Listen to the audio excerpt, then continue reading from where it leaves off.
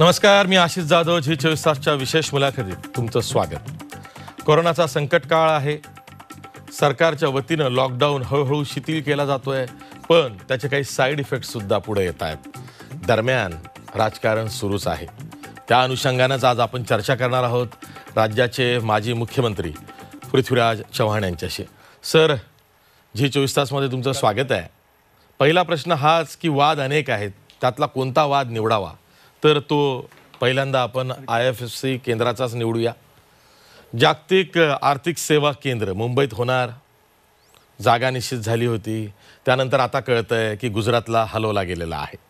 गुजरातची राजधानी गांधीनगर इथं, जी अहमदाबादला लागून आहे, तिथे हे जागतिक आर्थिक सेवा केंद्र आता उभारलं जाणार आहे. प्रश्न अनेक आहेत, पण त्यातला एक प्रश्न असा आहे की आज काँग्रेसला जाग आली या निर्णयाविरोधात बोलायला. यापूर्वीच काँग्रेसनं शड्डू का ठोकला नाही? राज्यातले जे काँग्रेसचे नेते आहेत, तुम्ही मुख्यमंत्री होतात, तुम्ही का आवाज उचलला नाही, असाही प्रश्न निर्माण झालाय.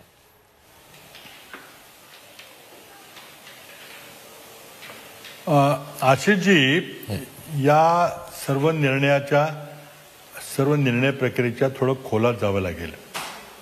आणि त्याची सुरुवात जी होती ती 2004च्या लोकसभा निवडणुकीमध्ये प्रचाराच्या वेळी जेव्हा डॉक्टर मनमोहन सिंग यांनी मुंबईला शांघाईसारखं शहर करू अशी जी घोषणा केली होती, त्यामध्ये मुख्य कल्पना काय होती की आपण शांघाईसारखी घरं बांधू शकणार नाही, झोपड्या मुक्त एकदम करू शकणार नाही, पण तर मुंबईला एखादं आंतरराष्ट्रीय वित्तीय केंद्र आपण करू शकू, ही कल्पना त्यांच्या डोक्यात 2004 पासून होती.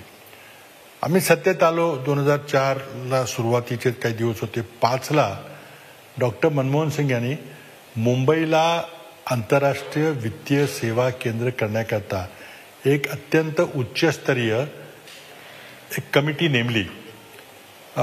त्या कमिटीचे अध्यक्ष होते पर्सी मिस्त्री नावाचे लंडन स्थित एका जागतिक बँकेचे अर्थशास्त्रज्ञ होते. आणि त्यामध्ये 16 अतिशय तज्ज्ञ असे अर्थशास्त्रज्ञ वित्तीय क्षेत्रातले आणि अर्थक्षेत्रातले होते. त्यामध्ये स्टेट बँकेचे माजी अध्यक्ष, बँक ऑफ इंडियाचे चेअरमन पदाचे लोक, असे खूप त्यामध्ये लोक होते. आपल्या महाराष्ट्र सरकारचे काही माजी सचिव सुबोध कुमार यांच्यासारखे लोक होते. त्या कमिटीनं 10 फेब्रुवारी 2007ला आपला अहवाल दिला. आणि या अहवालाची चर्चा माजी मुख्यमंत्री विरोधी पक्षनेते देवेंद्रजी फडणवीस यांनी आपल्या ट्विटमध्ये केलेली आहे की हे 10 फेब्रुवारी 2007ला हा अहवाल आला होता, मग पुढं काय झालं. मी त्याचं ट्विटने उत्तर देऊन त्यांना दाखवले की हा अहवाल जो तुम्ही दाखवलेला आहे, त्याचं जे छायाचित्र ट्विटमध्ये टाकले, त्या अहवालाचं नाव काय होतं? तर it was called high power expert committee on making Mumbai as the international financial services centre. म्हणजे अहवाल जो नेमला होता आणि जी कमिटी नेमली होती, फक्त मुंबईला आंतरराष्ट्रीय वित्तीय सेवा केंद्र करण्याकरता ही कमिटी होती. पहिल्यांदा आपण लक्षात घेतलं पाहिजे. त्यामुळे इतर कुठल्या गावाचा किंवा इतर कुठल्या राज्याचा विचार होता का? असा असता तर मग देशामध्ये एखादं आंतरराष्ट्रीय वित्तीय केंद्र करण्याकरता कमिटी असं म्हटलं असतं. त्या कमिटीचा अहवाल मला वाटतं आतापर्यंत आपल्या देशामध्ये जेवढ्या आर्थिक आणि वित्तीय सेवांच्या कमिट्या नेमण्यात आलेल्या आहेत, त्या सर्वमध्ये मी त्याला सर्वोच्च पातळीचा अहवाल असं मानतो. 280 पानाचा तो अहवाल आहे. खरं म्हणजे ते एक टेक्स्टबुक आहे. वित्तीय सेवांच्या बद्दल काय केलं पाहिजे, दुसऱ्या टप्प्याचे आर्थिक सुधार केले पाहिजेत त्याबद्दल. ते जर कोणालाही त्यामध्ये इंटरेस्ट असेल तर तो 280 पानाचा मुंबईला आंतरराष्ट्रीय वित्तीय सेवा केंद्र कसं करता येईल याबद्दलचा अहवाल अवश्य कोणीही वाचावा. आता तो थोडासा टेक्निकल आहे जरूर. म्हणजे काय झालं की 2007च्या फेब्रुवारीपासून मुंबईला IFFC कसं करायचं याबद्दल चर्चा चालू होती. मनमोहन सिंग यांनी 2007च्या शेवटला मी एक आपल्याला लक्षात आणून देतो की अगदी मनमोहन सिंग यांनी ताज हॉटेलमध्ये मुंबईला शांघाई करायचं या बैठकीमध्ये देखील मी उपस्थित होतो. त्यानंतर 2004च्या मे महिन्यापासून मी 2010च्या शेवटपर्यंत मी पंतप्रधान कार्यालयामध्ये राज्यमंत्री होतो. मी बहुतेक सगळ्या मीटिंग अटेंड करत असे. या सर्व विषयांच्या बैठकी मी उपस्थित होतो पंतप्रधान कार्यालयामध्ये. त्यामुळे मी स्वतः माहिती असलेली 2010 पर्यंतची माहिती सांगतोय. नंतरची मग पुढची माहिती मी मुंबईला आलो. पंतप्रधान मनमोहन सिंग यांनी अंतर्गत याच्यावर अभ्यास करण्याकरता मीटिंग घेतली. मला आठवते ती मीटिंग. आणि त्यामध्ये एक गोष्ट लक्षात आली की हा फारच अत्यंत क्रांतिकारक असा निर्णय होईल, अर्थ शेकिंग निर्णय होईल. 1991च्या नंतर फार मोठ्या सुधारणा होतील आणि ह्या काही सहजासहजी करण्यासारख्या नाहीत. कारण जेवढ्या आपल्या वित्तीय नियामक व्यवस्था आपल्या देशात जी आहे त्या सर्व वित्तीय नियामक व्यवस्था निरस्त करून जिथं इंटरनॅशनल फायनान्शियल सर्व्हिसेस सेंटर तिथं वेगळी नियामक व्यवस्था करावी लागेल. मग त्यामध्ये बँकिंगचं नियंत्रण RBI करणार नाही, कंपन्यांचं नियंत्रण सेबी करणार नाही, विमा कंपन्यांचं नियंत्रण विमा नियामक मंडळ करणार नाही, पेन्शन फंडचं नियंत्रण ही पेन्शन फंड रेग्युलेटरी ऑथॉरिटी करणार नाही. अगदी कॉम्पिटिशन लॉ असेल किंवा अक्षरशः CBI, CVC किंवा ED वगैरे या व्यवस्था देखील तिथे लागू असणार नाहीत. आणि अशा प्रकारचं एक आर्थिक बेट हा शब्दप्रयोग आपण लक्षात घ्या. इकॉनॉमिक आयलंड तयार केलं जाईल ज्या आर्थिक बेटामध्ये इंग्लंड, अमेरिका, न्यूयॉर्क, सिंगापूर, लंडनमध्ये ज्या वित्तीय सोयी आहेत त्या सर्व सोयी तिथं त्या आर्थिक बेटात दिल्या जातील आणि कुठलाही भारताचा कायदा तिथे लागू होणार नाही. तिथे एक वेगळा कायदा आपण तयार करू आणि तो कायदा जेव्हा येईल त्या कायद्याखाली तिथल्या ज्या नवीन वित्तीय संस्था तिथे येतील, भारतातल्या येतील, परदेशातील, त्यांच्यावर नियंत्रण असेल. आता खरी बेक कुठं होती तर कायदे बदलून ही नवी यंत्रणा कशी करायची हे काही सोपं नाहीये. आणि म्हणून तिथं आमचा विचार चालू होता. 2011च्या सुमारास समय. त्याच्या आधी आपण एक लक्षात घेतलं पाहिजे की 2007च्या व्हायब्रंट गुजरात कॉन्फरन्समध्ये मोदींना काहीतरी कुठले तरी परदेशी भारतीय आले. त्यांनी डोक्यात त्यांच्या घातलं की आपण गुजरातला जर एक आर्थिक सेवा केंद्र वगैरे असं काहीतरी केलं तर मग आपली सगळी परिस्थिती बदलेल. आणि 2007च्या त्या व्हायब्रंट गुजरात मीटिंगपासून मोदींच्या डोक्यामध्ये ते आपल्याला आर्थिक केंद्र साबरमतीच्या काठावर अहमदाबादला करायचं त्यांच्या डोक्यात होतं. आणि त्यांनी त्याकरता कामही सुरू केलं होतं, नाही असं नाही. पण अहमदाबादसारख्या ठिकाणी सगळं करणं हे अशक्य आहे त्यांना माहिती असताना आता मोदींचा स्वभाव आपण जाणतो आणि त्यामुळं त्यांनी ती पाठपुरावा चालू ठेवला. त्यांच्या एकदा मनात आलं की ते काही सोडत नाहीत आणि तडकाफडकी निर्णय घ्यायची, काही विचार न करता घ्यायची त्यांची सवय आहे. आता आपण 2007 नंतर 2011ला येऊ. तोपर्यंत अभ्यास चालू आहे, चर्चा चालू आहे. महाराष्ट्र सरकारची चर्चा आहे, गुजरात सरकारची चालू आहे. 2011ला मी मुख्यमंत्री असताना आमचे वित्तमंत्री यांच्या सहीचं एक पत्र आम्ही केंद्राला केलं की आता ह्या रिपोर्टच्या पुढे काय करायचं. ह्या रिपोर्टचं नाव पर्सी मिस्त्री रिपोर्ट असे म्हटलं जातं. पर्सी मिस्त्री अहवाल, मुंबईला आंतरराष्ट्रीय वित्तीय सेवा करण्याबद्दलचा अहवाल. पुढे पर्सी मिस्त्रींचे काही मतभेद झाले आणि त्यांनी शेवटच्या क्षणाला अध्यक्षपदाचा राजीनामा दिला. पण मी पुन्हा सांगतो की तो अहवाल अगदी वाचनीय आहे. ज्याला वित्तीय क्षेत्राचा अभ्यास करायचा त्याने तो अहवाल वाचला पाहिजे. खुल्या रूपाने तो वेबवर उपलब्ध आहे. आता हे सगळं एका बाजूला अहमदाबादची चर्चा होती. मुंबईचे लोक गृहीत धरत होते आणि त्यावेळेला कदाचित असं झालं असेल की आता मुंबईचा अहवाल आहे, पंतप्रधानांना मुंबईलाच करायचं आहे आणि मुंबईशिवाय इतर कुठलीही शहर योग्य नाही, अशा सगळ्या मानसिकतेमध्ये आपले सगळे होते. अशा काळामध्ये फेब्रुवारी 2011ला महाराष्ट्र सरकारच्या वित्तमंत्र्यांनी केंद्राला पत्र लिहिले की पुढे काय झालं त्या अहवालाचं, मुंबईला वित्तीय सेवा केंद्र करायचंय. आणि त्याच वेळेला गुजरातचाही पाठपुरावा चालला होता. त्यावेळेला विषय काय होता तर स्पेशल इकॉनॉमिक झोन SEZ ची कल्पना फार बळावली होती की आपण सांताक्रूज एक्सपोर्ट प्रोसेसिंग झोन केला तसं आपण एक इकॉनॉमिक एक्सपोर्ट झोन करावा. तिथं मग कुठलेही उद्योग यावेत आणि त्या उद्योगांना खूप सवलती द्याव्यात. कच्चा माल सहजपणे येता यावा, कुठलीही ड्युटी न भरता पक्का माल कुठलेही त्रासाशिवाय द्यावा, अशा कल्पना सांताक्रूज एक्सपोर्ट झोन सारखी अंमलात आणली होती. त्यामुळे आपल्या देशात त्यामुळं स्पेशल इकॉनॉमिक झोनचा कायदा होता. आणि त्यावेळेला गुजरात सरकारने सांगितलं की तुमच्याकडे स्पेशल इकॉनॉमिक झोनचा कायदा आहे तर त्या कायद्याखाली आम्हाला गुजरातच्या गिफ्ट सिटीला त्यामध्ये समावेश करा, अशा प्रकारचा पत्रव्यवहार गुजरातची चालू होता. आणि त्यावेळेला गुजरात सरकारनं गिफ्ट SEZ लिमिटेड अशा प्रकारची एक कंपनी आपण करावी असा प्रस्ताव दिला. काय झालंय, SEZ मध्ये विशेष सवलती द्याव्यात आणि ते काम कॉमर्स मंत्रालयाकडे दिलेलं होतं. आणि मला वाटतं की 18 ऑगस्ट 2011ला ही सगळी चर्चा 2011ला चालू आहे. त्यावेळेला UPA सरकारच्या कॉमर्स मंत्र्यांनी नोटिफिकेशन काढून gift SEZ limited approved under section 3 of the special economic zones act. तर स्पेशल इकॉनॉमिक झोन हे विशेषतः औद्योगिक उपक्रमाकरता होते, वित्तीय सेवांच्याकरता नव्हते. पण हे वित्तीय सेवांचं काम जे आहे ते स्पेशल इकॉनॉमिक झोन खाली काढावं अशा प्रकारचा परवानगी किंवा अध्यादेश हा 18 ऑगस्ट 2011ला काढला. आता हे यामध्ये इंटरनॅशनल फायनान्शियल सर्व्हिसेस सेंटरचा कुठेही उल्लेख नाही. त्यात कुठली गावं असणार, काय असणार, हा सगळा उल्लेख आहे. हे जे फेब्रुवारी 11 मध्ये UPA सरकारनं परवानगी दिली तितकंच खरं नाहीये. गिफ्ट SEZ कंपनी म्हणून जी काढली होती, लिमिटेड कंपनी होती, त्या कंपनीला SEZच्या सवलती वित्तीय सेवांच्या करता देण्यात आल्या. पण हा इंटरनॅशनल वित्तीय सेंटरचा भाग नव्हता. मग आता असं झाल्यानंतर पुढं 2 वर्ष गेली, त्यामध्ये UPA सरकार पुढे बऱ्याच अडचणी आल्या. ही गोष्ट खरी आहे.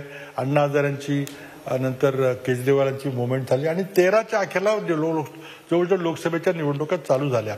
त्याच्या आधी 26/11 वित्त मंत्रालयाच्या नेतृत्वामध्ये बदल झाला.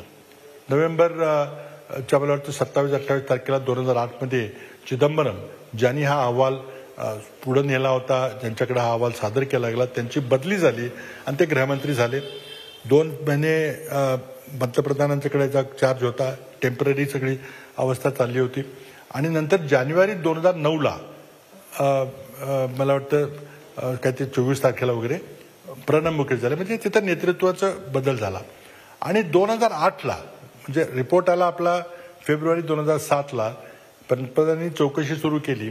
वित्त मंत्रालय नेतृत्वामध्ये बदल झाला आणि पुढं जुलै-ऑगस्ट नंतर आंतरराष्ट्रीय वादळ सुरू झालं अमेरिकेमध्ये. लेमन ब्रदर्सचं जेव्हा पुढं सप्टेंबर-ऑक्टोबरमध्ये कोलॅप्स झाली तेव्हा. आणि ते 2 महिने इतके अवघड गेले की भारतीय अर्थव्यवस्था ही सावरेल का कोलमडेल, कारण जगातल्या बहुतेक सर्व अर्थव्यवस्था कोलमडल्या गेल्या. हे मुद्दाम सांगतोय की पार्श्वभूमी काय होती आणि त्या पार्श्वभूमीमध्ये आता लोकसभा निवडणुकीपर्यंत आलो. अजूनही इंटरनॅशनल फायनान्शियल सर्व्हिसेस सेंटरचा निर्णय झालेला नाही 2014 पर्यंत. आता मोदींच्या डोक्यात ते होतंच सगळं की करायचं म्हणून. आणि मोदी सत्तेत आल्याबरोबर त्यांनी सगळे कागदपत्र बाजूला ठेवले, रिपोर्ट बाजूला ठेवला. मुंबईला आंतरराष्ट्रीय वित्तीय सेवा केंद्र करायचा निर्णय अगदी अक्षरशः कचऱ्याच्या पेटीत टाकला. तो फक्त आता वेबसाईटवर जिवंत आहे. आणि 1 मार्च 2015ला मोदींनी अध्यादेश काढला की आंतरराष्ट्रीय वित्तीय सेवा केंद्र ही गांधीनगरला होणार. त्यामुळं निर्णय जो झाला तो आज झाला नाही किंवा गेल्या महिन्यात झाला नाही, तो 1 मार्च 2015ला झाला. अर्थात मोदी नव्यानंच पंतप्रधान झाले होते. 30 वर्षानंतर एका माणसाला एवढं प्रचंड बहुमत मिळालं होतं आणि त्यांचा करारी बाणा हा सौरशूज होता. ते म्हणतील ती पूर्व दिशा आणि त्या म्हणतील त्या पूर्व दिशेमध्ये मुंबईचा सगळा क्लेम डावलून त्यांनी गांधीनगरला इंटरनॅशनल फायनान्शियल सर्व्हिसेस सेंटर, म्हणजे ज्याला पूर्वी आपण SEZ म्हणून मान्यता दिली होती, त्यालाच इंटरनॅशनल फायनान्शियल सर्व्हिसेस सेंटर करायचा निर्णय घेतला. त्यावेळेला आम्ही विरोध केला, आपण पाहिला असेल. पण आता विरोध केला म्हणजे काँग्रेस पक्षाने विरोध केला, दिल्लीत केला, इथे केला की हे काय झालं, मुंबईचं काय झालं. पण मी एक पुन्हा अधोरेखित करतो की भारतीय जनता पक्ष ज्यांचं सरकार 2015 मार्चला मुंबईमध्ये कार्यरत होतं, त्यांनी चकार शब्द काढला नाही. आता ते स्वाभाविक आहे की मोदींनी आपल्या फेवरिट गांधीनगरला जर काही प्रोजेक्ट नेला असेल तर आता आपले मुख्यमंत्री तत्कालीन किती विरोध करतील किंवा किती तक्रार करतील, किती जाऊन भांडतील, हा एक चर्चेचा विषय आहे. अशाच प्रकारे पालघरचं जे मरीन पोलीस अकॅडमीचं आम्ही सुरू केलं की एका क्षणार्धात ते द्वारकेला नेलं. बऱ्याच गोष्टी झालेल्या आहेत. आणि त्यामध्ये निश्चितपणे मुंबईचं आर्थिक महत्त्व कमी करून गांधीनगरला महत्त्व द्यायचा हा त्यातला विचार होता. कोणी विरोध केला नाही. त्यामुळे जे काय व्हायचं ते 1 मार्च 2015ला झालेलं आहे. आपण आज जागा होतोय, चर्चा करतोय, कशा करता करतोय. पण काय झालं की गांधीनगर ही योग्य जागा नव्हतीच कधी, कारण तिथे आंतरराष्ट्रीय एअरपोर्टमध्ये कोणी येत नाही. मग पुन्हा कल्पना निघाली की आता मुंबईलाच सगळे प्रवासी येतात. मुंबईला सर्वात जास्त आंतरराष्ट्रीय प्रवासी मुंबईला येतात. मग आता काय करायचं? मग मुंबईहून अहमदाबादला लगेच जाता आलं पाहिजे. मग बुलेट ट्रेन करूया आपण. बुलेट ट्रेनची कल्पना मांडण्यात आली. काही करून येणं प्रकारनं अहमदाबादला जिवंत करायचं. त्याला तो जो प्रोजेक्ट आपण केलेला आहे, हट्टाने केलेला आहे, दुराग्रहाने केलेला आहे, तो यशस्वी करायचा. काय झालं? गिफ्ट सिटीची उभारणी ही 2007 मध्ये व्हायब्रंट गुजरातमध्ये झाली होती. आज त्या गिफ्ट सिटीला 13 वर्ष झालेली आहेत. कुठंतरी मोदींनी उत्तर दिलं पाहिजे की गिफ्ट सिटीचा टर्नओव्हर किती आहेत, किती माणसं काम करतात. तिथं 2 लाख 3 लाख माणसं काम करत होती. काय झालं? आणि सर्वात दुर्दैवाची गोष्ट म्हणजे मोदींचा जो चॉईस आहे तो कसा आहे ते आपण लक्षात घेऊया. मोदींनी जी भागीदारी केली 50% Gujarat urban development company limited ही सरकारी कंपनी आणि 50% भागीदारी इन्फ्रास्ट्रक्चर लिझिंग अँड ती जी सर्व्हिसेस कंपनी होती IL&FC infrastructure leasing and finance company, जी कंपनी त्या कंपनीचा 50% भाग. आता ती कंपनी पार्टनरशिपमध्ये काम करते. त्यांनी काय दिवे लावले, काय काय केल्याचे बरेचसे PIL चाललेले आहे. एक अंजारा म्हणून एक मोदींच्या अत्यंत जवळचे सहकारी होते, ज्यांनी मोदींच्या डोक्यात ही कल्पना गाठली. त्यांनी जे गिफ्ट सिटीच्या या सिटीचं काय काम चाललं हे पाहिल्यानंतर त्यांनी स्वतः एक PIL टाकलेला आहे गुजरात गव्हर्नमेंटच्या विरोधामध्ये. त्याचं काही झालेलं नाही, कारण PILला कोणी काही फार दाद देत नाही आज. तो PIL चालू आहे. पुढं काय झालं की 2018 मध्ये IL&FSचं दिवाळा निघालं, फ्रॉड झालं. त्या ठिकाणी त्या कंपनीवर सिरियस फ्रॉड ऑफिसची एक चौकशी चालू आहे. म्हणजे ईडीच्या पेक्षा जे कडक चौकशी असती ती 2018 मध्ये IL&FSच्या विरुद्ध एक चौकशी चालू आहे. त्यांच्या MDला ईडीने वगैरे तुरुंगात टाकलेला आहे. आता त्यानंतर आता 50% जो हिस्सा होता ह्या IL&FS खाजगी कंपनीचा तो गुजरात सरकार घेणार. त्यांनी घेतला का नाही मला माहित नाही. पण मोदींनी नेमके असे पार्टनर निवडले की ते कुठेतरी परदेशात पळून जातात. नीरव मोदी सारखे, मेहुल चोकसी सारखे किंवा IL&FS सारखे पार्टनर निवडले. त्यामुळे माझा पहिला सवाल आहे की तुम्हाला समजा सर SEZ म्हणून मान्यता ही जर 2011च्या ऑगस्टमध्ये मिळाली असेल तर गेल्या 8-9 वर्षामध्ये तुम्ही काय केलेलं आहे तिथं?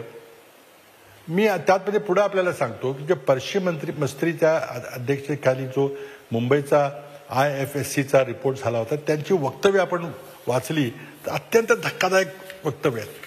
आणि 2-3 वक्तव्य मी उद्बोधित करू इच्छितो की त्यांना किती चीड आलेली आहे. त्यामध्ये पर्शी मिस्त्री म्हणतात एका याच्यामध्ये की gift is just another Modi vanity project. मोदींच्या दुराग्रहामध्ये गिफ्ट सिटीमध्ये project like make in India, digital India, clean India, connect India, support startup and other slogans and schemes that have become gospel over last few months. Gift is a non starter हे पर्शी मिस्त्रीचं म्हणणं आहे 2016च्या एका लेखामध्ये. आणि ते काही होणार नाही.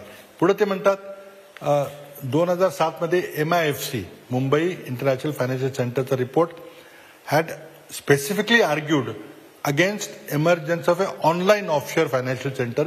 फायनान्शियल सर्व्हिसेस सेंटरचे 4 भाग असतात. एक आंतरराष्ट्रीय, एक विभागीय, एक देशांतर्गत आणि ऑफशोअर. म्हणजे जिथं इन्कम टॅक्सचे कायदे लागू होत नाहीत, काय नाहीत. तर त्यामध्ये त्यांनी त्या अहवालामध्ये म्हटलं होतं की भारतामध्ये ऑफशोअर फायनान्शियल सेंटर बिलकुल करू नये. पण त्यांचं म्हणणं आहे की गिफ्ट सिटी आहे ते स्पेसिफिकली ऑफशोअर फायनान्शियल सेंटर तयार होते like Dubai, Cayman island and Mauritius. That is precisely what GIFT aims to do असं पर्सी मिस्त्रीचं म्हणणं आहे. आणखी बरंच काय म्हटलं हा absurd actions of BJP led government in Maharashtra असं म्हटलेलं आहे. To promote a regressive for Hindutva agenda turning Mumbai into a city that is anything but global और कॉस्मोपॉलिटन. म्हणजे हे त्यांनी फार कडक टीका भाजपच्या सगळ्या नेतृत्वावर पर्सी मिस्त्रींनी केलेली आहे. हे सगळे उपलब्ध आहे वेबसाईटवर. आणि त्यामुळं पर्सी मिस्त्रींनी काही इंडियन एक्सप्रेसला इंटरव्ह्यू देखील दिलेले आहेत. म्हणजे एक गोष्ट अशी आहे की मुळातच आता पुढं काय झालं, पहिल्या दिवसापासून जर इंटरनॅशनल फायनान्शियल सेंटर आपल्याला अस्तित्वात आणायचं असेल तर सगळे कायदे, मगाशी मी उल्लेख केला, RBIचं बँकिंग नियमन, सेबीचं कंपन्यांचं नियमन, इन्कम टॅक्स कायदा, एक्सपोर्ट इम्पोर्टचा कायदा, त्याचबरोबर इन्शुरन्सचा नियामक मंडळ, पेन्शन फंडचं नियामक मंडळ, हे सगळे कायदे आपल्याला निरस्त करावे लागतील आणि एक वेगळी व्यवस्था फक्त SCZ फक्त IFSC करता करावी लागेल. म्हणजे आता गांधीनगरला तुम्ही केलेलं आहे, मार्च 1, 2015ला केलेलं आहे. पण त्याला कार्यरत करायला कायदे करायला लागतील ना. 6 वर्ष मोदी सरकार झोपलं होतं, 5.5 वर्ष. आणि तो कायदा सगळ्यांना एकत्रित करायचा आणि सगळे जुने कायदे निरस्त करायचा आणि तो कायदा फक्त गांधीनगरच्या त्या विशेष विभागामध्ये त्या फायनान्शियल सेंटरमध्ये लागू होईल. असा कायदा कधी झाला तर तो झाला डिसेंबर 2019 मध्ये, म्हणजे 15 आणि जो 4-5 वर्षानंतर झाला. गिफ्ट सिटीची स्थापना झाली 2007 मध्ये. काय करत होतं मोदी सरकार इतके दिवस? काय करत होतं त्याचं उत्तर असं आहे की हे अवघड आहे. सगळे कायदे तुम्ही निरस्त करून तिथं एक वेगळं बेट करताय, आर्थिक बेट करताय, तिथं कुठलाही देशातला कायदा लागू होणार नाही. आणि हे तुम्ही इंग्लंड किंवा न्यूयॉर्क किंवा लंडन सारखी भूमी तिथं तयार करताय आणि तिथं प्रत्येकाला काम करता येईल. हे पाऊल कॅपिटल अकाउंट कन्व्हर्टिबिलिटी असेल, परकीय चलन फ्रीली आपल्याला कुठेही रुपयाचं डॉलरमध्ये, डॉलरचं पाऊंडमध्ये करता येईल, असे बऱ्याच गोष्टी आहेत. केल्या पाहिजेत का? कराव्या, कारण शेवटी आपल्याला पुढचं इकॉनॉमिक रिफॉर्मचं पाऊल टाकायचं, पण ते अतिशय सावधगिरीने केलं पाहिजे. म्हणूनच मोदी सरकारला 5 वर्ष लागली. आता काय झालं, डिसेंबरला जेव्हा हा निर्णय झाला की गांधीनगरला एक नवीन नियामक व्यवस्था होणार आहे, एक 2 ओळीचा कायदा सरकारने केलाय 2019च्या डिसेंबरमध्ये. आणि तो कायदा पारित झाल्यानंतर मग 27 एप्रिल 2020ला काय झालं तर बाबा त्या कायद्यामध्ये लिहिलेलं आहे की हा कायदा कधीपासून लागू होईल असं त्या बिलामध्ये लिहिलेलं असतं, कायद्यामध्ये लिहिलं होतं. तर सरकार जी तिथी निश्चित करेल त्या तिथीपासून हा कायदा चालू होईल. ती तारीख 27 एप्रिल 2020. आणि त्यामध्ये पुढच्या ओळीमध्ये म्हटलेलं आहे की या वेगळ्या नियामक मंडळाचं मुख्य कार्यालय गांधीनगरला असेल. स्वाभाविक आहे, तुम्ही जिथं इंटरनॅशनल फायनान्शियल सेंटर गांधीनगरला करायचा निर्णय 2015 मध्ये घेतला असेल तर त्याचं कार्यालय किंवा त्याचं जे नियामक मंडळ आहे तिथं असणं स्वाभाविक आहे. त्यामुळं डिसेंबर जानेवारी 19-20 मध्ये काहीही झालं नाही, ही पुढची पायरी होती. खरं जे करायचं होतं ते मोदींनी 1 मार्चला केलं आणि ज्या आवेशामध्ये त्यांनी डिमॉनिटायझेशन केलं, ज्या दुराग्रहामध्ये किंवा ज्या हट्टीपणाने GST अंमलात आणला, त्याच प्रक्रियेमध्ये तोपर्यंत मोदींची आपल्या कोणाला ओळख झाली नव्हती, त्याच प्रक्रियेनं 1 मार्च 2015ला इंटरनॅशनल फायनान्शियल सर्व्हिसेस सेंटर हे गांधीनगरला उघडलं. आम्ही विरोध केला, कदाचित आणखी कडाडून विरोध करायला पाहिजे होता. आमच्या विरोधी पक्ष नेत्यांनी आम्ही सगळ्यांनी बोललो काय, पण ते इतका नाही झालं हे आम्ही मान्य करतो. पण त्यावेळेला BJPने चकार शब्द काढला नाही, मुंबईचं महत्व कमी होतंय, मुंबईचं फायनान्शियल सेंटर चाललंय, काढला नाही. तर शेवटचाच एक मुद्दा मांडतो की त्यानंतर देवेंद्र फडणवीस मुख्यमंत्री बऱ्याच वेळेला बोलले. त्याआधी एक गोष्ट सांगतो की मला वाटतं डिसेंबर 2017च्या लोकसभेच्या अधिवेशनामध्ये अरुण जेटलीने एक लोकसभेत प्रश्न विचारला असताना त्यांनी उत्तर दिलं की ह्या IFCचं काय करायचं, मुंबईच्या इंटरनॅशनल फायनान्शियल सेंटरचं काय करायचं. अरुण जेटली फायनान्स मिनिस्टरने उत्तर दिलं की देशामध्ये एक इंटरनॅशनल फायनान्शियल सर्व्हिसेस सेंटर गांधीनगरला सुरू आहे, त्यामुळे दुसरं फायनान्शियल सेंटर मुंबईला किंवा इतर कुठल्या ठिकाणी करायचा प्रश्नच उद्भवत नाही. जेव्हा हे सेंटर पूर्णपणे कार्यरत होईल तेव्हा विचार करता येईल. म्हणजे मुंबईचा क्लेम अरुण जेटलींनी 2017 डिसेंबरला पूर्णपणे निरस्त केला. आता मुख्यमंत्री म्हणतात नाही दुसरा करूया, लंडनला 3 आहेत. पहिलंच चालत नाही. आणि त्यामध्ये पहिलं चालत नाही याचं आणखीन एक सांगतो. हे जेव्हा बिल लोकसभेमध्ये चर्चा चालली होती त्यावेळेला काँग्रेसचे खासदार डिसेंबर 2019ला जे नियामक मंडळ आणायचं जे बिल चाललं होतं त्यामध्ये कार्ती चिदंबरम बोलताना काय म्हटले की ते म्हटले गांभीर्यानं म्हटले का विनोदानं म्हटले आपण निष्कर्ष काढा.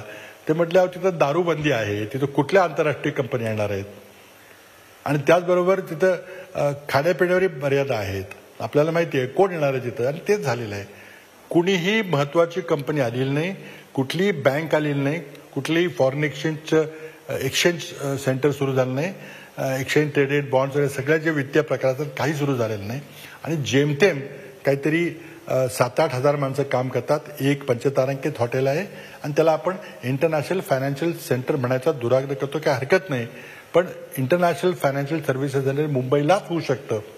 आणि त्यामुळे आता पुढं काय करायचं, म्हणजे आता बैल गेला झोपा केला ही गोष्ट खरी आहे कारण जे व्हायचंय ते मार्च 2015लाच मोदींनी केलेलं आहे. ठीक आहे. सर इथून पुढचं काय, पुढं काय करायचं यावरती मी तुम्हाला पुन्हा बोलतं करणार आहे. केवळ IFFC केंद्राचाच वाद नाही आहे, तर देशाचंच जे अर्थचक्र सध्या रुतलेलं आहे ते पुन्हा चालू करायचं असेल तर काय झालं पाहिजे. त्याचबरोबर स्थलांतरित मजुरांचा प्रश्न आवासून उभा आहे, त्यावरही चर्चा करूया. तसंच दारूच्या अर्थकारणातून दारूची दुकानं जी सुरू झालेली आहेत त्यावर पृथ्वीराज चव्हाणांचं काय भाष्य आहे ते सुद्धा जाणून घ्यायचं आहे. पण एका ब्रेकनंतर आपण ब्रेकमध्ये या क्षणाच्या हेडलाईन्स बघणार आहोत आणि पुन्हा ही मुलाखत कंटिन्यू करणार आहोत.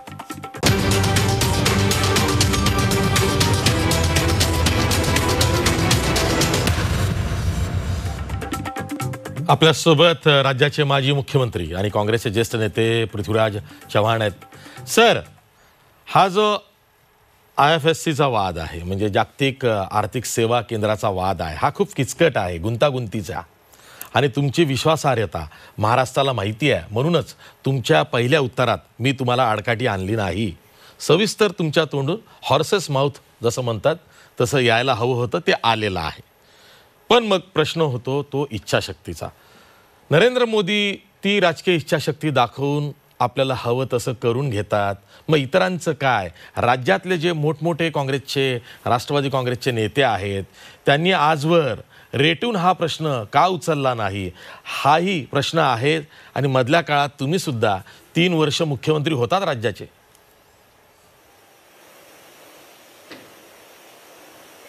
अशी जी हा निर्णय मी मुख्यमंत्री नसताना झालेला आहे. मी मुख्यमंत्री असताना आम्ही ही प्रक्रियेमध्ये होतो, चालू होतो. आम्हाला, मी स्वतः त्या मीटिंगमध्ये बसल्यामुळं मी अहवाल तो आधी पाहिला होता, आत्ताही माझ्याकडे आहे अहवाल, की फार सोपं नाही याची आम्हाला जाणीव होती.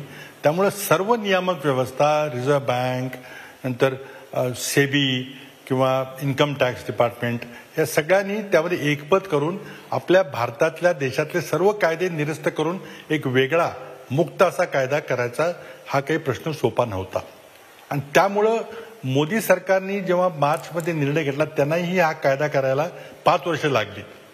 मग आता मोदी सरकारने एवढा घाईगर्दीत हा कायदा इंटरनॅशनल फायनान्शियल सर्व्हिसेस सेंटर गांधीनगरला नेलं, पण पुढे काय ते चालू झालेलं नाही आहे. आता चालू होईल का माहिती नाही. त्यामुळं मला वाटतं की 2015चे मोदी आणि त्यांना विरोध करण्याची किंवा आम्ही आवाज निश्चित उठवला होता, पण त्यांनी करून टाकलं, ते जाहीर केलं की आम्ही केलं म्हणून. आता काय तुम्ही आंदोलन करून रस्ता रोको केल्याशिवाय काय पर्याय नव्हता. पण इतक्या क्लिष्ट गोष्टीमध्ये जिथं कायदे करायला आपल्याला वेळ लागणार आहे, आणि जर सुरुवातीला जर आपल्या देशाला नाव वाईट झालं की नाही या आंतरराष्ट्रीय सेवा केंद्राबद्दल देशात खूप विरोध आहे, त्यामुळे देशाचं नुकसान होणार आहे. आता त्यामुळे निमूटपणे गांधीनगरला सेंटर गेलंय, ते आता चालू करायला पाहिजे. मला खात्री आहे की ते होणार नाही चालू, कारण तिथं उपयुक्त सर्व परिस्थिती नाही आहे. तरी आता मोदी म्हणतात की आम्ही तिथं नेले. मला वाटतं की आता एकच मार्ग आहे की थोडासा शहाणपणा, जर तिथं वित्तीय शहाणपणा जर मोदींना आला आणि त्यांना लक्षात आलं की नाही आपण गांधीनगरला इतर काही गोष्टी करू, पण इंटरनॅशनल फायनान्शियल सर्व्हिसेस सेंटर मुंबईशिवाय कुठं होणार नाही. मुंबईला अडचणी आहेत, खूप मोठ्या प्रमाणात जागा नाही आहे तिथं, मग आपल्याला वेगवेगळ्या ठिकाणी करावं लागेल, ह्या अडचणी आहेत. पण कधीही मुंबईला जे मनुष्यबळ आहे, मुंबईची जी काम करायची मानसिकता आहे, जी प्रचंड मोठी मॅनपॉवर, ती इतर कुठल्याही शहरामध्ये. सर, पण आपण बांद्रा कुर्ला कॉम्प्लेक्समध्ये जागा निश्चित केली होती ना या केंद्रासाठी. कमी आहे, ती कमी आहे, पण ते होऊ शकेल. उंच टॉवर बांधले तर आपण करू शकतो. त्यामुळेच जेव्हा बुलेट ट्रेन अहमदाबादला न्यायचा निर्णय झाला तेव्हा बुलेट ट्रेनचं पहिलं स्टेशन हे बांद्रा कुर्ल्यामध्ये तळामध्ये बांधण्याचा निर्णय घेतला. पण बुलेट ट्रेन सगळे अहमदाबाद सेंटर्ड आहे, गांधीनगर सेंटर आहे, आणि इंटरनॅशनल फायनान्शियल सर्व्हिसेस सेंटरला यशस्वी करण्याकरता प्रयत्न आहे. 1,17,000 कोटीचा तो प्रोजेक्ट आहे. आज आपल्याकडं रुग्णालय नाहीत, हॉस्पिटल नाहीत, सगळी इतकी वाईट परिस्थिती झाली आहे. रेल्वे मंत्रालय पैसे नाहीत किंवा तोटा होतो म्हणून इतक्या क्रूरतेनं वागते की त्या मायग्रंट लेबरकडून पैसे घेण्यापेक्षा आणखी क्रूरता असू शकत नाही. आज मी अभिनंदन करतो सोनियाजी की त्यांनी हा पक्षाच्या वतीने पैसे द्यायचा निर्णय घेतलेला आहे. मी बऱ्याच ठिकाणी बोललेलो आहे की या कोरोनामधून आपल्याला अर्थव्यवस्थेला जर पुन्हा चालना द्यायची असेल तर इतर पाश्चिमात्य देशाप्रमाणे त्यांनी ज्या टक्केवारीप्रमाणे स्टिम्युलस पॅकेज किंवा प्रोत्साहनाकरता रक्कम काढली तशी काढली पाहिजे. आपण अमेरिकेत काही काढू शकणार, ते श्रीमंत आहेत. पण त्या श्रीमंत देशाची जी एकूण अर्थव्यवस्थेचा आकार आहे, जीडीपीचा आहे, त्याच्यात ते 10%, 20%, 25%, 30% देत आहेत. आपण आपली छोटीशी जरी अर्थव्यवस्था असली तर त्याच्या किती टक्के देतो? 1%. म्हणून माझी मागणी निर्मला सीतारामन नरेंद्र मोदींना आहे की आपण कृपा करून किमान 10%चं उद्दिष्ट ठेवा की आपल्या एकूण अर्थव्यवस्थेच्या 10% तरी आपण रक्कम काढली पाहिजे. मग असं रेल्वे प्रवाशांचा खर्च कोणी द्यायचा, तिकीट कोणी द्यायचा असा प्रश्न येणार नाही. पण आता त्या प्रकारचं कुठलंही स्टिम्युलस पॅकेज किंवा प्रोत्साहनाचा आकडा हा समोर येताना दिसत नाहीये. पाश्चिमात्य देशाचं अमेरिकेचं उदाहरण घ्या. अमेरिकेने जवळजवळ पाऊंड ट्रिलियन डॉलर्स, जवळजवळ 50 ते 60 लाख कोटी रुपये फक्त छोट्या उद्योगांच्या मजुरांचे पगार देण्याकरता स्मॉल बिझनेस ऍडमिनिस्ट्रेशनच्या मार्फत हे पैसे वाटले जाणार आहेत. आपण काय करतोय? आज आपण या मायग्रंट लेबरना काही पैसे दिले पाहिजे, त्यांना ज्या ज्या ठिकाणी थांबवायचा प्रयत्न केला पाहिजे, त्यांना जायचं असेल तर जाऊ दिलं पाहिजे, ते परत येतील याची व्यवस्था केली पाहिजे, त्यांना सन्मानाची वागणूक दिली पाहिजे. आज सगळे मायग्रंट लेबर जर परत गेले, आपापल्या गावी परत गेले, तर मुंबई असेल, पुणे असेल, महाराष्ट्राची अर्थव्यवस्था, दिल्लीची अर्थव्यवस्था, पंजाबची शेती असेल, सगळं कोलमडून पडेल. आज माझ्या सातारा जिल्ह्यामध्ये जर बीडचे आणि परभणीचे आणि नंदुरबारचे ऊसतोडणी कामगार आले नाही तर कारखाने बंद पडायची परिस्थिती येते. त्यामुळे हे मायग्रेशन ऑफ लेबर हा आधुनिक अर्थव्यवस्थेच्या ग्लोबलाइज्ड इकॉनॉमीचा एक अत्यंत महत्वाचा भाग आहे. पण त्या मायग्रंट लेबरची आपण काळजी घेतली पाहिजे. अशा प्रकारे आपण जर वागणूक दिली, बांद्राला लाठी चार्ज झाला, आज लोकांना उन्हात उभं राहायला लागते सर्टिफिकेट घेण्याकरता, याची आपण व्यवस्था करू शकत नाही. आणि सगळ्यात लिमिट, सगळ्यात हद्द म्हणजे त्यांच्याकडून रेल्वे तिकिटाचे पैसे घेणं. इतक्या क्रूरतेचा निर्णय सरकारकडून होऊ शकतो, मला विश्वास बसत नाही याच्यावर. ठीक आहे सर, 2-3 प्रश्न आहेत. एक तर देशाचं अर्थचक्र जे रुतलेलं आहे तसंच ते राज्याचंही रुतलेलं आहे. बघा, जीएसटी आला, एक देश एक कर झाला, त्यामुळं राज्याच्या उत्पन्नाचे स्रोत जे आहेत ते मर्यादित झाले. आणि मग एक्साईजकडे सुद्धा आता राज्य सरकार नाईलाजानं महसुलाचा एक महत्त्वाचा स्रोत म्हणून बघत असेल आणि दारूच्या दुकानांना परवानगी खुली करण्यासाठी देत असेल तर हे दुर्दैवी आहे सर. महाराष्ट्र हे मध्यराष्ट्र होता कामा नये. नाही, असं आहे की आपण दारूवर एक्साईज ड्युटीचं जे उत्पन्न येतं ते राज्य सरकारकडे येतं आणि राज्य सरकारकडे जे 3-4 महत्वाचे उत्पन्नाचे स्रोत आहेत त्यामध्ये मोटर गाड्यांच्या रजिस्टर करताना आरटीओ इकडे पैसे जमा होतात, काही घराची खरेदी विक्री करताना स्टॅम्प ड्युटी आपण भरतो, त्याचबरोबर पेट्रोल डिझेलचा वॅट जो आहे तो राज्य सरकारच्या तिजोरीत येतो आणि मग शेवटी जीएसटीचा वाटा आपल्याला मिळतो. आणि त्यामुळे या सगळ्या 4-5 स्रोतामध्ये हे सगळे स्रोत आज आटलेले आहेत किंवा कमी झालेले आहेत. आरटीओच्या गाड्यांचं रजिस्ट्रेशन होत नाही, एक्साईज बंद असल्यामुळे दारूची विक्री होत नाही, त्यामुळे तेही उत्पन्न मिळत नाही आणि स्टॅम्प ड्युटी खरेदी विक्री होण्यामुळे तेही बंद झालेलं आहे. त्यामुळे एका बाजूला आपल्याला कुठून तरी उत्पन्न उभं केलं पाहिजे. आज दारूचा एक सोर्स आहे म्हणून तो सुरू केला पाहिजे, असा नाईलाजानं राज्य सरकारला निर्णय घ्यावा लागला. आता आपलं हे मद्यपींचं राज्य वगैरे बोलतो, मग आपण असा निर्णय घेऊ ना की पुन्हा महाराष्ट्रामध्ये दारूबंदी आणूया. ती दारूबंदी आणण्याबद्दल आपलं एकमत होत आहे का? ते होत नाही. आपल्याला दारूचं उत्पन्नही पाहिजे, दारूचा महसूलही पाहिजे आणि मग आपण काहीतरी मग मद्यपींचं राज्य म्हणून म्हणायचं. मला वाटतं की आज जी गर्दी होताना दिसते आहे ते जवळजवळ महिना 1.5 महिना ज्यांना सवय लागलेली आहे, ज्यांना म्हणजे आता ते त्याच्याबद्दल काही मला वक्तव्य करायचं नाही की कोणी दारू प्यावी किंवा न प्यावी, आपण परवानगी दिलेली आहे कायदेशीर. मला वाटतं ही गर्दी टाळायची असेल तर ऑनलाईन विक्रीचा प्रस्ताव जो पूर्वी लॉकडाऊनच्या आधी मी मान्य नव्हता केला पण आता करायला हरकत नाही. आधी पैसे भरा, तुम्हाला कुठलं मद्य पाहिजे ते ठरवा, तुमची पावती येईल ते प्रिंटआउट काढा, कुठं जाऊन काढा आणि तिथं सोशल डिस्टन्सिंग अंतर ठेवून एक घेऊन तुमची ती ऑर्डर आणा आणि परत जा. असं काहीतरी आपल्याला करावं लागेल. कारण एकतर आपल्याला कटू निर्णय घ्यावा लागेल की दारूबंदी करायची किंवा मग दारू चालू ठेवायची असेल तर मग या व्यवस्था कशी नीट करता येईल याचा प्रयत्न करायचा. पण तो एक उत्पन्नाचा स्रोत आहे, फार मोठा नाही आहे, पण उत्पन्नाचा स्रोत आहे, तो बंद करता येणार नाही असं मला आज तरी वाटतंय. आणि राज्य सरकारची परिस्थिती तर फारच बिकट झालेली आहे. त्यामुळं अर्थमंत्र्यांनी घोषणा केली होती की आम्हाला 50,000 कोटी पाहिजेत. लगेच दुसऱ्या दिवशी 3-4 दिवसानंतर आदरणीय पवार साहेबांनी घोषणा केली की 1 लाख कोटी पाहिजेत. मग आता कुठून मिळणारे पैसे, आणि ते जर मिळाले नाही तर आपलं राज्य चालणार आहे का? तुम्हाला किती कोटी हवे आहेत राज्यासाठी राज्यांची केंद्राकडून? परिस्थिती फार बिकट झालेली आहे. मी जाहीरपणे सांगितलेलं आहे की आपण आपल्या अर्थव्यवस्थेच्या एक टक्केवारी म्हणजे 10% आपण पैसे काढले पाहिजेत केंद्रामध्ये. आपली अर्थव्यवस्था $2.8 ट्रिलियन एवढी आहे. त्याचे 76 गुणाकार केला की रुपयामध्ये आपल्याला ती कमीत कळेल. त्याच्या 10% म्हणजे $280 बिलियन एवढे केंद्र सरकारने काढले पाहिजेत. त्याची किंमत होती 21 लाख कोटी रुपये. आता आपण 1,70,000 रुपयाचं स्टिम्युलस पॅकेज दिलेलं आहे. मी सरकारला विनंती करतोय, अगदी नम्र विनंती करतोय की तुम्ही एक टार्गेट 20 लाख कोटीचं 21 लाख कोटीचं ठेवा. जास्त झालं तर चांगली गोष्ट आहे, ते पण टप्प्याटप्प्यात दिलं तरी चालेल, पण तेवढे पैसे आपल्याला खर्च करावे लागतील. त्याकरता पाहिजे तेवढं कर्ज काढा. फिस्कल रिस्पॉन्सिबिलिटी आणि बजेट मॅनेजमेंट नावाचा कायदा आपण केला होता, म्हणजे यशवंत सिन्हा असताना त्यांनी केला होता, आणि त्या कायद्यानुसार भारत सरकारने एका ठराविक मर्यादेपेक्षा जास्त कर्ज काढू नये किंवा वित्तीय तोटा करू नये, आणि ती लिमिट होती 3.3% आपल्या एकूण अर्थव्यवस्थेच्या GDPच्या 3.3%. तो आपण गेल्या वर्षभरामध्ये आपली परिस्थिती ढासळल्यामुळं 3.8%वर नेला. माझं म्हणणं आहे की ते आणखी जाऊ द्या. जेवढे पैसे आपल्याला लागतील तेवढे कर्ज काढा. आणि अक्षरशः एक वाक्प्रचार आहे, म्हणजे ऍक्च्युली काय आपण करत नाही, की गरज वाटली तर नोटा छापा.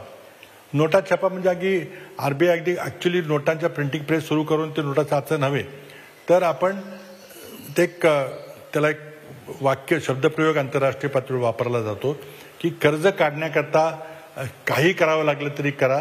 त्यामध्ये काय होतं की रिझर्व्ह बँक पैसे देते सरकारला, बँक आहे ती, पण ती कर्ज देते, आणि म्हणून मग रिझर्व्ह बँकेकडून जबरदस्ती कर्ज घ्यायचं. भारताच्या वित्त मंत्रालयाने ट्रेजरी बॉन्ड काढायचे, म्हणजे सरकारी FDI सारखाच रिसीट असेल, एक समजा 1 लाख कोटीचा 2 लाख कोटीचे ह्या रिसीट काढायचे, आणि त्या रिसीटवर एक 4-5% व्याज द्यायचं, आणि ते रिझर्व्ह बँकेने विकत घ्यायचं, आणि त्या नोटा मग सरकारच्या खजिन्यात येतील, आणि ते पैसे मिळाले की ते पैसे वाटायचे, वापरायचे. त्याचा दुष्परिणाम होईल का? आपण जास्त मोठ्या प्रमाणात कर्ज काढले तर महागाई वाढेल. पण आज प्रत्येक राष्ट्रासमोर प्रश्न आहे, लाईव्ह आर लाईव्हलीहूड. जीव वाचवायचे का रोजगार वाचवायचा? जीव वाचवायचे का अर्थव्यवस्था वाचवायची? हा यक्ष प्रश्न प्रत्येकासमोर आहे. धर्मसंकट आहे. यामध्ये निर्णय घेताना काही चुका होतील, त्या चुका गृहीत धरून आपल्याला निर्णय घ्यावे लागतील, काही धाडसी पावलं टाकावे लागतील. आता मोदींच्या धाडसीपणाबद्दल आपण खूप ऐकलेलं आहे. आता मला वाटतं अर्थव्यवस्थेमध्ये धाडसी पाऊल त्यांनी टाकलं पाहिजे, पण नोटबंदीसारखं नाही. सर, आपण राज्याच्या उत्पन्न स्त्रोताविषयी बोलत होतो. GST फॉर एक्झाम्पल बघा, GST मध्ये 3 प्रकार आहेत: central GST, state GST, interstate GST.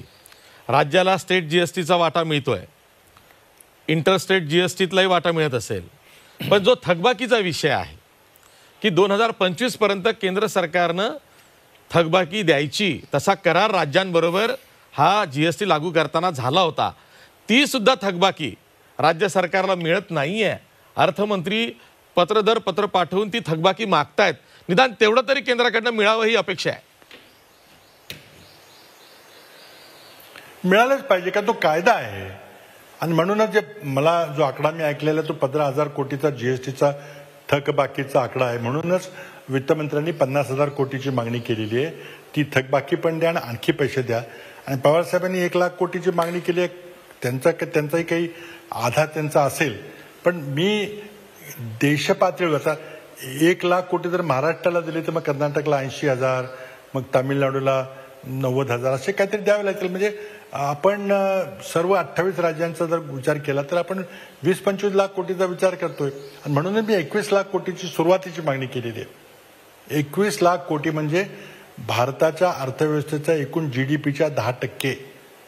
अमेरिकेने आज जवळजवळ 30% आपली तिजोरी मोकळी केलेली आहे, आणि ती बहुतेक 50% जाईल. अमेरिकेची अर्थव्यवस्था भारताची अर्थव्यवस्था 2.8 ट्रिलियन आहे. अमेरिकेची अर्थव्यवस्था 21 ट्रिलियन आहे. आपल्यापेक्षा जवळजवळ 7-8 पट मोठी आहे. त्या 7-8 पट मोठ्या अर्थव्यवस्थेचे ते 30% 40% खर्च करायला निघालेले आहेत. सर, काही हार्ड क्वेश्चन्स घेऊया. बघा, आपण चर्चा करतो, तुम्ही सुद्धा मोकळेपणानं बोलताय. बघा, करोनाचं संकट खूप गहरं आहे. जवळपास 1.5-2 महिने झालेले आहेत.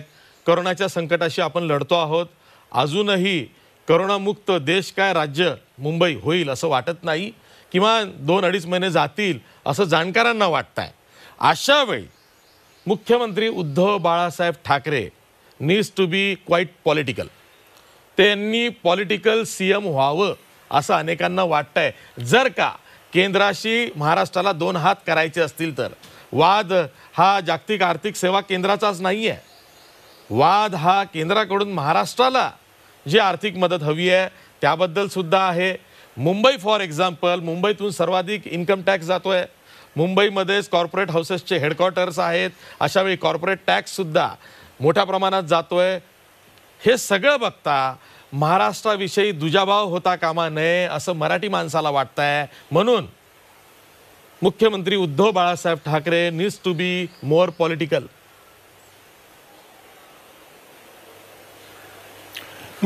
पॉलिटिकल याचा अर्थ काय काढायचा ते तुम्ही मला पहिल्यांदा सांगा. म्हणजे त्यामध्ये सेंटरशी सारखे 2 हात करायचे का, सेंटरवर टीका करायची का, राष्ट्र हे कोरोनाच्या बाबतीत दुभागलेलं आहे, एकमत नाही असं चित्र आपण देशात पाठवायचं का. मला वाटतं असं करू नये. आपण प्रभावीपणे मागणी करत राहिलं पाहिजे. पण भांडण काढणं किंवा तुम्ही दुजाभाव आमच्याशी करताय असं वाद करणं काही योग्य नाही. आंतरराष्ट्रीय वित्तीय सेवा केंद्राबद्दल दुजाभाव झालेला आहे, पण तो 2015ला झालेला आहे. आता ते त्या पुढं काय करायचं आपण चर्चा करू आपण. पण मला वाटतं की भांडण काढणं किंवा तिथं काहीतरी पॉलिटिकल होणं ह्याचा अर्थ काय मला माहिती नाही.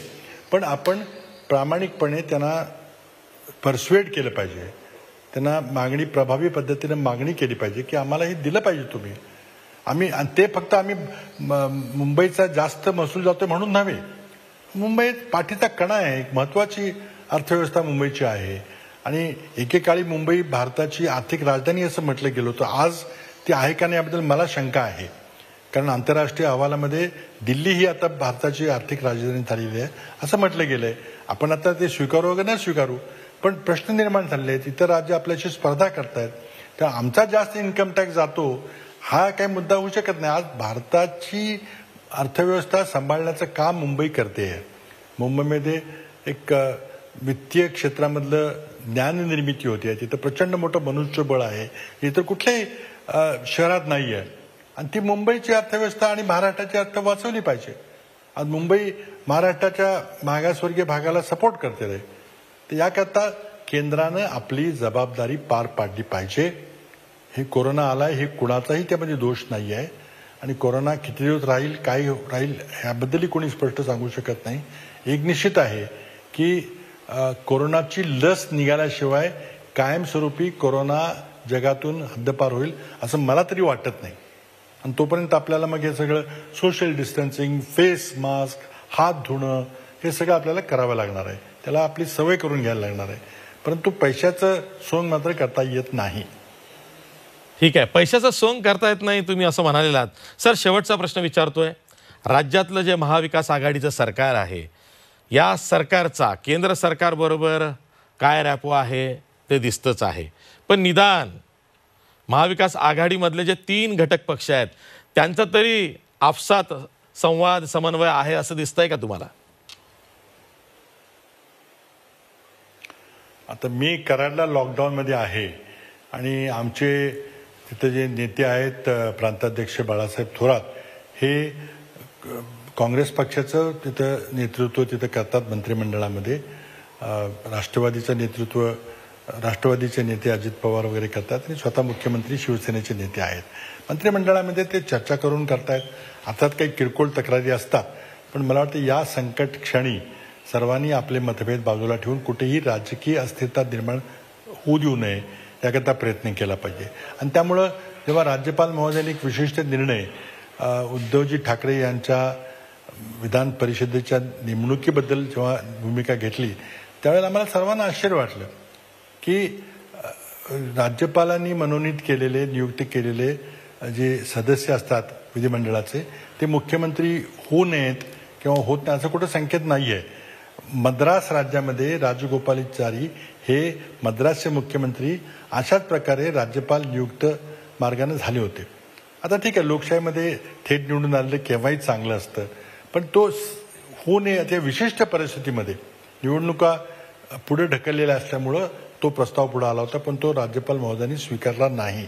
एक अस्थिर परिस्थिती निर्माण झाली. त्यामुळे त्यामध्ये काही भाजपकडून राजकारण होत आहे का असा प्रश्न स्वाभाविकपणे सर्वांना पडला होता. पण त्यातून आता मार्ग निघालेला आहे. त्यामुळे मला वाटतं राज्यात अस्थिरता होणार नाही. त्यानंतर पुढं 12 जणांना राज्यपाल विधान परिषदेवर नॉमिनेट करणार आहेत 6-7 जूनला. ते एक मोठं त्या ठिकाणी काम आपल्याला करायचं आहे. मला वाटतं की या परिस्थितीमध्ये एक दिलानं मुकाबला केला पाहिजे. म्हणून जेव्हा मोदींनी जेव्हा ताली बजाव सांगितलं तेव्हा लोक देश सहभागी झाला. पुन्हा मोदींनी दिया जलाव म्हटले तरी देश सहभागी झाला. आता हेलिकॉप्टर उडवले, लोकांनी त्यालाही टाळ्या वाजवल्या. पण मला वाटतं गरज आहे ती हेलिकॉप्टर फ्लाईटची गरज नाही, तर हेलिकॉप्टर मनीची गरज आहे. हेलिकॉप्टर मनी हा एक आंतरराष्ट्रीय वित्त व्यवस्थेमध्ये एक अतिशय लोकप्रिय शब्द आहे की खूप मोठे पैशाचा पाऊस पडायचा आणि त्याला हेलिकॉप्टर मनी असं म्हणतात. तर हेलिकॉप्टर मनीची गरज आहे, हेलिकॉप्टरच्या उड्डाणाची गरज नाही आहे. ठीक आहे सर, शेवटच्या उत्तरामध्ये तुम्ही जो उल्लेख केला, खरं तर हा वाद संपलाय म्हणून मी प्रश्न टाळला, पण तुम्ही प्रश्न काढलाय, वाद जिवंत केलाय. मला त्या निमित्तानं सर तुम्हाला विचारायचं आहे आणि प्रामाणिक मत हवं आहे तुमचं. बघा, आपल्याकडं घटनेनं कायदा काम करतो आणि कायद्यानुसार राज्य चालतं, प्रजेसाठी राज्य काम करतं, असं विधिलिखित सगळं काही आहे. असं असताना मुख्यमंत्र्यांनी पंतप्रधानांना फोन लावणं, मग त्यानंतर राज्यपालांनी निवडणूक आयोगाला पत्र लिहिणं आणि मग निवडणूक आयोगाने तातडीनं बैठक बोलावणं, मुख्य निवडणूक आयुक्त हे अमेरिकेत होते, त्यांनी व्हिडिओ कॉन्फरन्सिंगवरती बैठक केली आणि तातडीनं निर्णय घेतला. हे जे काही सगळं काही तातडीनं झालेलं आहे हे घटनात्मक चौकटीच्या बाहेरून झालेलं आहे. हे जे आउट ऑफ द बॉक्स हा जो निर्णय झालेला आहे, नाही मला वाटतं हे कसं नाही, हे घटनात्मक चौकटीच्या बाहेर नाही आहे. फक्त एकच गोष्ट त्यामध्ये विशेष झालेली आहे की निवडणूक आयोगाने निवडणुका घ्यायच्या नाहीत हा निर्णय घेतला असताना तो निर्णय त्यांनी फिरवलेला आहे विशिष्ट परिस्थितीमुळं. त्यामुळे काही घटनाबाह्य झाल्या असं बिलकुल नाही आहे. पण एकदा निर्णय घेतला मग तो विशिष्ट व्यक्तीकरता निर्णय आपल्याला बदलावा लागला. त्याकरता मग मुख्यमंत्र्यांना पंतप्रधानांशी बोलावं लागलं. पंतप्रधानांनी निर्देश दिल्याशिवाय घडलं नाही आहे.